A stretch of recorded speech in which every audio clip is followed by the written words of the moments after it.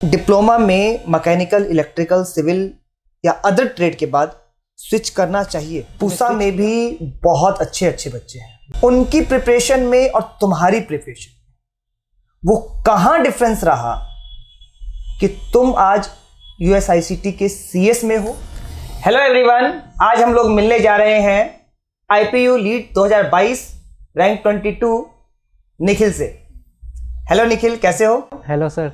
निखिल, पहले तुमने पूसा से इलेक्ट्रिकल में डिप्लोमा किया। Yes sir. अपने आप में रियली ऑसम। उसके बाद USICT में लिया, उसका तो कोई जवाब ही नहीं है। Yes sir.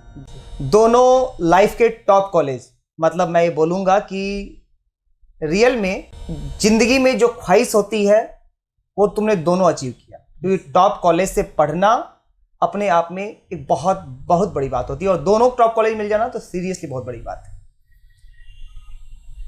निखिल, USICT में जाकर कैसा फीलिंग आ रही है?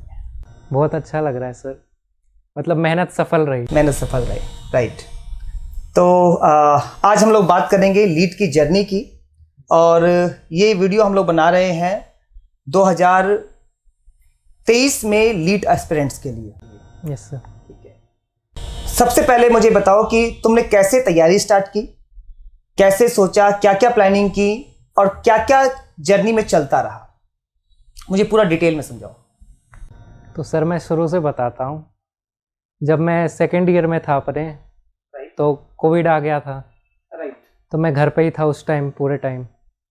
और पहले मेरा ये प्लान नहीं था कि मतलब बीटेक ही करनी है, पहले मेरा जॉब का ही प्लान था।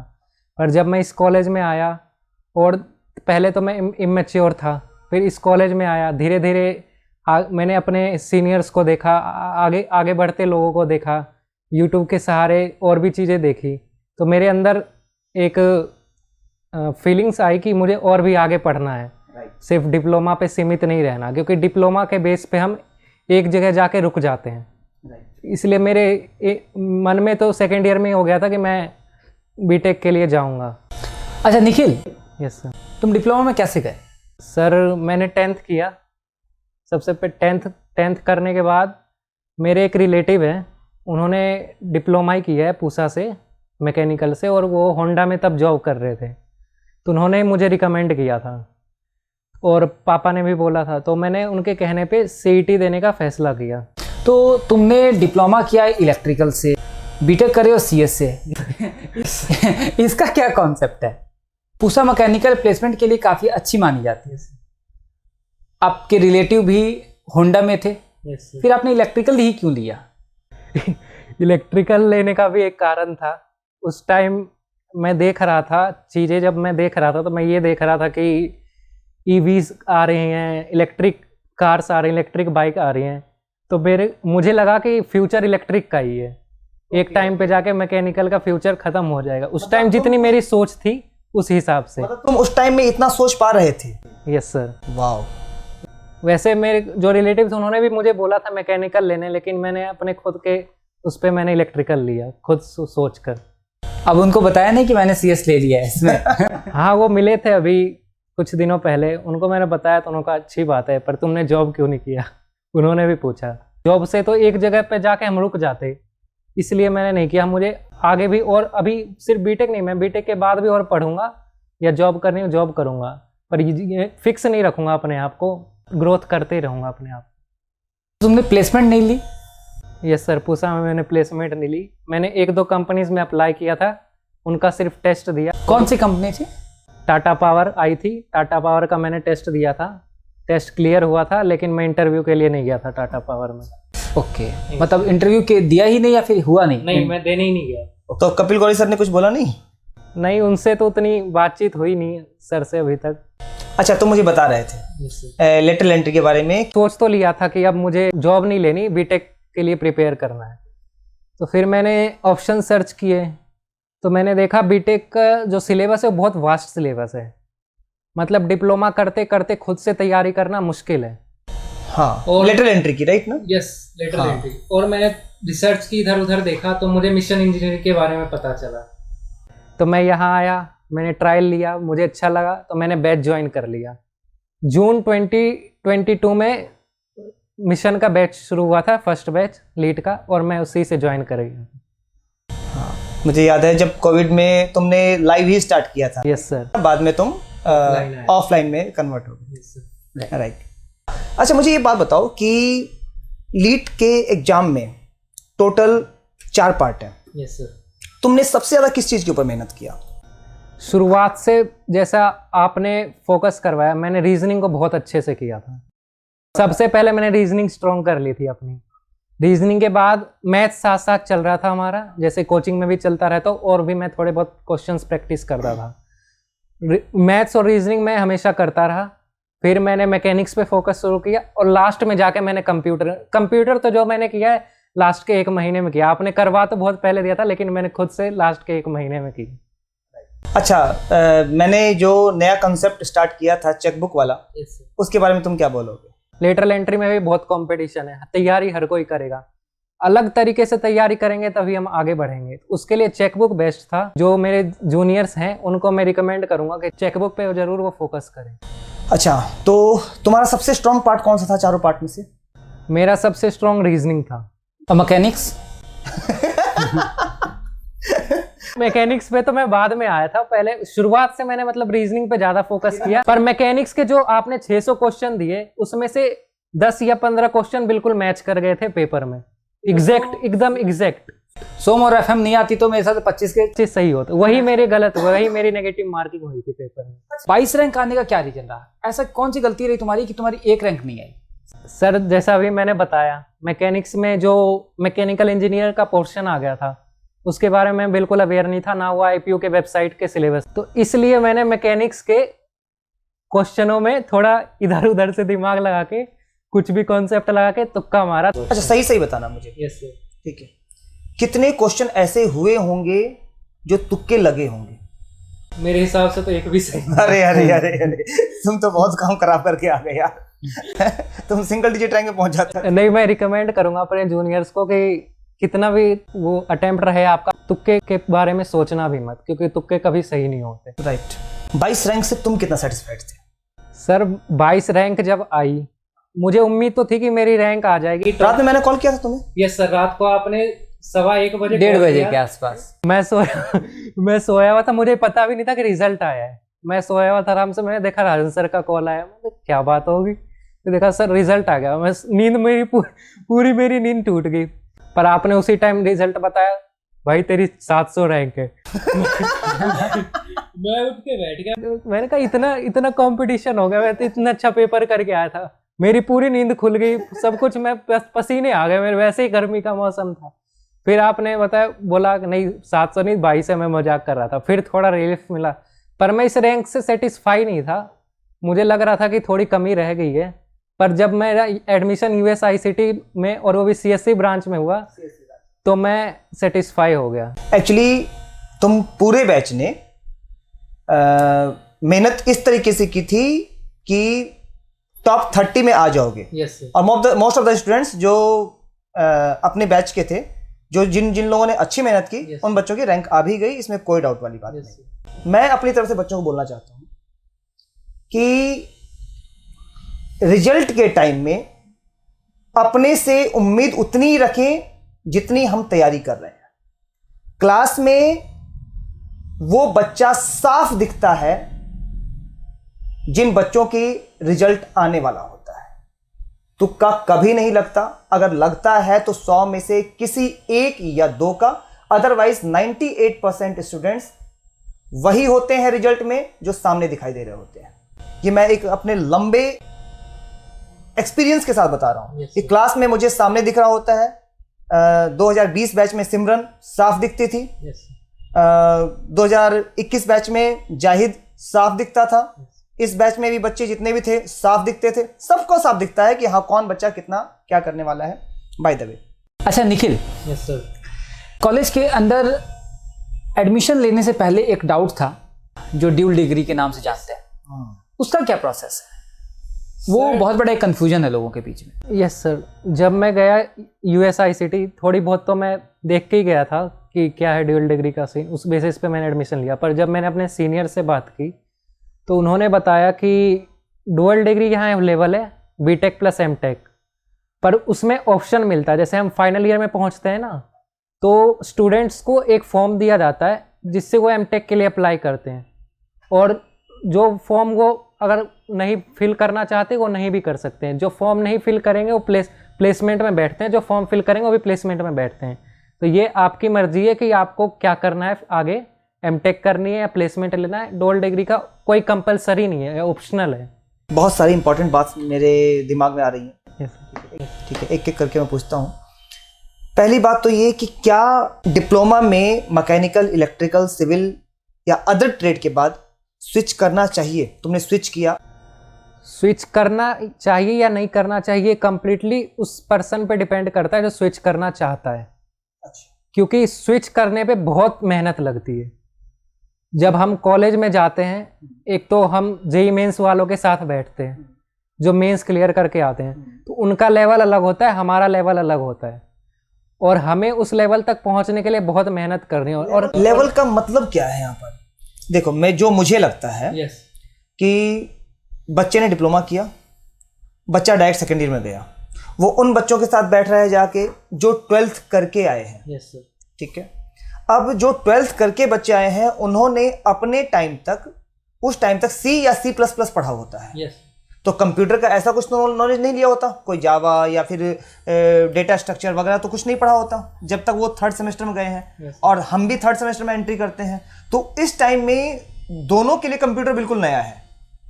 अगर कोई बच्चा इलेक्ट्रिकल से जा रहा है, अगर निखिल इलेक्ट्रिकल से जा रहा है और वहाँ से कोई 12th का बच्चा जा रहा है, तो फिर उसके लिए क्या मतलब दिक्कत वाली बात है? सर 12th के बच्चे जो जाते हैं वो फर्स्ट ईयर में जाते हैं। तो मेरे जो बैच में बच्चे हैं, मैंने मोस्टली देखा है जो काम हम शुरू कर रहे हैं वो काम वो ख़त्म करके बैठ चुके हैं। जैसे अभी हम गए, अभी हमने शुरू में लैंग्वेज सीखी, फिर अभी हम डाटा स्ट्रक्चर पे फोकस कर रहे हैं। तो आगे कंपनीज आएगी इंटर्नशिप के लिए, तो हम वेब या ऐप डेवलपमेंट या कोई भी डेवलपमेंट, कोई भी फील्ड में एक डेवलपमेंट करेंगे। और वो बच्चे लैंग्वेज सीख के बैठे हुए हैं और डेवलपमेंट ऑलरेडी कर चुके हैं। कई बच्चे तो इंटर्नशिप्स वगैरह भी कर रहे हैं, ब्लॉकचेन कर रहे हैं। तो मैं अपने जूनियर्स को रिकमेंड करना चाहूँगा कि अगर आप सीएससी में स्विच कर रहे हो, तो आपका जब आईपीओ का लेटरल एंट्री का एग्ज़ाम हो, तो उसके बाद जो टाइम मिले उसमें आप अपने आप को डेवलप कर लो इतना कि यहाँ हो तो दिक्कत ना हो। उससे कम लैंग्वेज सी मस्ट है, सी तो करके जाओ, और C++ भी हो सके तो C++ भी करो। अपना बेस बना के जाना, नहीं तो यहाँ आके बहुत दिक्कत होगी। अच्छा, तुम डरा रहे हो बच्चों को। अच्छा निखिल, तुमने सीएससी लिया। सीएससी लेकर तुम किस कंपनी में जाना चाहते हो? तुम्हारा एम क्या है? Dream company. सर जैसे मैंने प्लेसमेंट स्टेटस देखे हैं अपने कॉलेजेस के, तो यहाँ अमेजोन कंपनी बहुत हायरिंग करती है, और अमेजोन आती भी one of the top MNCs में है, जिसे हम मैंग कहते हैं, या पहले वो फैंग था, अब मैंग हो गया है। मैंग जैसे फैंग फेसबुक, अमेजोन, नेटफ्लिक्स, उसी का शॉर्ट फॉर्म मैंग है। तो जितनी भी मतलब कोडिंग प्लेसमेंट कोर्सेज चलती हैं वो भी ऐसे ही करती हैं, गेट प्लेस टू मैंग कंपनीज। पहले वो फैंग था, फैंग फेसबुक था, अब वो मेटा हो गया है, इसलिए मैंग हो गया है। तो हर सीएससी के स्टूडेंट्स का यही ड्रीम होता है कि वो मैंग कंपनीज में जाएं, और हमारे यहाँ तो अपॉर्चुनिटी भी है कि हमारे कॉलेज में अमेजोन हायर करने आती है, तो फर्स्ट प्रेफरेंस तो वही रहेगी। और अमेजन ने I think last year 44 lakh का पैकेज दिया था। यस सर, हमारे 44 का था ना? यस निखिल, इस बार ना बच्चे बताए थे कि मैथ्स का पेपर टफ आया था, आईपीयू लीड का। Yes sir. सर जो हमारा सिलेबस है मैथ्स का, उस हिसाब से कई क्वेश्चन टफ भी थे और कई बहुत इजी क्वेश्चन थे। जैसा एक क्वेश्चन वेक्टर का था, वेक्टर का इतना इजी क्वेश्चन था कि कोई बेसिक वेक्टर भी पढ़ ले तो कर लेगा। तो क्वेश्चंस का लेवल तो मिलेगा ही वहाँ, ये तो है नहीं कि एकदम आसान क्वेश्चन मिलेंगे। तुमने अटेम्प्ट कितने क्वेश्चंस किए थे मैथ्स के अराउंड? मैं सच बोलूँगा, मैंने 25 में से 15 क्वेश्चन मैथ में अटेम्प्ट किए थे। मैथ्स का कई चैप्टर था ऐसा जो मैं करके नहीं गया था, तो मैंने 25 में से 15 क्वेश्चन अटेम्प्ट किए थे, और 12 या 13 मेरे मैथ्स में सही हुए थे। अच्छा, यस इतने सही थे? यस। Really great. और रीजनिंग का? रीजनिंग में तो मेरे शायद 24 या 23 सही क्वेश्चन हुए थे, क्योंकि रीजनिंग में भी 1-2 क्वेश्चन अलग से डाल दिए गए थे, शायद एप्टीट्यूड का था या कोई पोर्शन था, वो थोड़ा अलग अलग क्वेश्चन था जो मुझे लगा। 1-2 क्वेश्चन ऐसे थे जो थोड़े अलग थे। निखिल, मैं एक क्वेश्चन पूछना चाहूँगा कि बहुत सारे बच्चों का एक क्वेश्चन ये रहता है कि सर यूट्यूब के ऊपर तो सारा मटेरियल अवेलेबल है, तो क्या हम वहाँ से मटेरियल निकाल के नहीं पढ़ सकते? तो इस बात के लिए कितना सेटिस्फाई है? सर जैसे मैं बताऊंगा, यूट्यूब पे जो है मटेरियल 11-12 का अवेलेबल है, पूरा मटेरियल 11-12 का अवेलेबल है। और वो इतना ज़्यादा मटेरियल है कि आप सोचो जेईई मेंस के बच्चे 2 साल भी करते हैं तब भी उनसे नहीं हो पाता। और वो स्कूल में भी वही चीज़ पढ़ रहे हैं। हम कॉलेज जाते हैं, कॉलेज जाके कुछ और पढ़ रहे हैं, यहाँ हमें कुछ और पढ़ना है। इतना मटेरियल है, बहुत मटेरियल अवेलेबल है यूट्यूब पे, लेकिन उसको इकट्ठा करना, मर्ज करना कि यहाँ ये कंप्यूटर में आएगा, ये रीजनिंग की सिलेबस है, ये क्वेश्चंस हैं, ऐसे क्वेश्चन है। अगर डिजाइंड करिकुलम चाहिए तो मैं तो रिकमेंड करूंगा कि कोचिंग मस्ट, चाहे वो ऑनलाइन ले चाहे वो। यहाँ आने के बाद ये तो हमें पता चल जाता है एग्जैक्टली कि पढ़ना क्या है, और उसी अकॉर्डिंग यहाँ पढ़ाया जाता है। तो ये चीज़, और क्या मैं इसको बोल सकता हूँ कि रेगुलरिटी मेंटेन करने के लिए कोचिंग जरूरी है? यस, बहुत जरूरी है रेगुलरिटी मेंटेन करने के लिए। वरना अगर हम खुद से तैयारी करेंगे तो कभी कुछ हो जाता है, कभी ये एग्जाम आ गए, कभी वो एग्जाम आ गया, कभी कहीं घूमने चले गए, कभी वहाँ चले। कोचिंग में रहता है तो कोचिंग आना मस्ट है। कोचिंग से जो टास्क मिलता है, जो भी असाइनमेंट्स मिलते हैं, जो भी क्वेश्चंस मिलते हैं, वो करना मस्ट है। तो कोचिंग तो रिकमेंडेड है मेरे हिसाब से। राइट। अच्छा Nikhil, one last question from you. Pusa में भी बहुत अच्छे अच्छे बच्चे हैं, इलेक्ट्रिकल में भी हैं, मैकेनिकल में भी हैं, और अच्छे अच्छे कॉलेजेस हैं हमारे पास। और इलेक्ट्रिकल के बच्चों को तुम पर्सनली जानते हो। यस। उनकी प्रिपरेशन में और तुम्हारी प्रिपरेशन में वो कहाँ डिफरेंस रहा कि तुम आज यूएसआईसीटी के सीएस में हो, जो कि सीट सबसे पहले फुल होती है? Yes sir. ऑब्वियस, सब बच्चों को तो यूएसआईसीटी मिला नहीं होगा। Yes sir.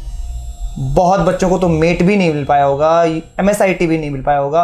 और सीरियसली मुझे जहां तक मालूम चला है, ऐसे ऐसे अच्छे अच्छे बच्चे थे कॉलेजेस के अंदर, मतलब पूसा कॉलेज के अंदर, क्योंकि मेरे पास बच्चे आते रहते हैं, जिन बच्चों की पोजीशन कॉलेज में बहुत अच्छी रहती थी। 85-90 तक बच्चे पहुंचने वाले होते थे, लेकिन उनकी rank out of 200, out of 300, जिनको सीएस कहीं भी नहीं मिल पाया। तुम्हारी और उनकी प्रिपरेशन में कहाँ डिफरेंस रहा? सर मेरे और उनके प्रिपरेशन में जो डिफरेंस था, जैसा मुझे लगता है कि मैंने डिसीज़न बहुत पहले ले लिया था। पहले मैंने शुरू में मेरा कोई प्लान नहीं था कोचिंग का। मुझे लगता था कि मैं खुद कर लूँगा, कोई ज़्यादा सिलेबस नहीं है। पर जब मैंने शुरू किया तो मुझे चीज़ें बहुत टफ लगने लगी शुरुआत में।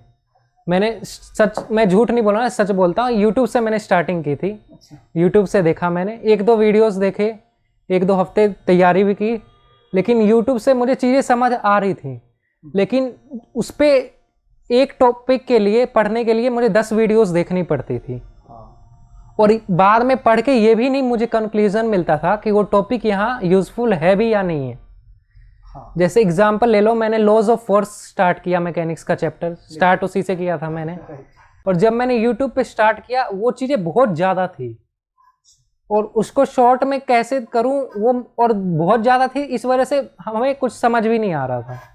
ज़्यादा चीज़ें होती हैं तो वैसे ही देख लेते हैं। जब 2 घंटे की वीडियो है, 3 घंटे की वीडियो है, तो वैसे ही देखने का, इंसान का देखने का नज़रिया उसको बदल जाता है कि कर लेंगे, बाद में कर लेंगे। तो फिर उसी टाइम मैंने मूड बना लिया था कि मैं कोचिंग तो लूँगा। मैंने कोचिंग ली सबसे पहले अपने क्लास के स्टूडेंट्स में मैंने ली, और मेरे क्लास के 1-2 और स्टूडेंट्स ने ली जिनकी आज अच्छी रैंक है। एक आप तो जानते ही हो, अकमल है, और एक रोनित है। रोनित की भी स्लाइड में अच्छी रैंक आई है, 10 रैंक, और अकमल तो है ही फर्स्ट रैंक। तो वो तो अलग ही कैटेगरी का स्टूडेंट है।